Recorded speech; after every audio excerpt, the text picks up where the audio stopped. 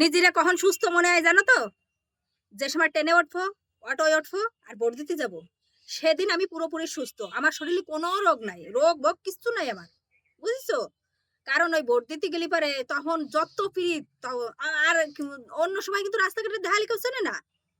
ও বৌদি ভালো আছো, ও বৌমা ভালো আছো, সেই দিন মনে পড়ে নাকি? অন্য সময় মনে পড়ে না। অন্য সময় তো রাস্তাঘাটে দেখলি পরে মুখ ফিরেই নিয়ে চলে যাও, সেই সময় তো পরিচয় দিতে ইচ্ছা করে না।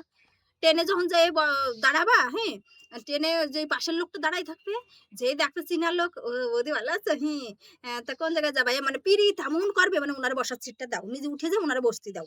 যখন অটোয় যাবা, জীবনে তো কোনোদিন অটোর সামনে ছাড়া সাইডে ছাড়া জীবনে বসতে পারিনি। যতই তুমি আগে যে পিছনে বসো না কেন, আমাকে এই লাইনে হয়, আমাকে বগলা লাইনে এরকম হয়, অন্য জায়গায় হয় নাকি আমি জানি না।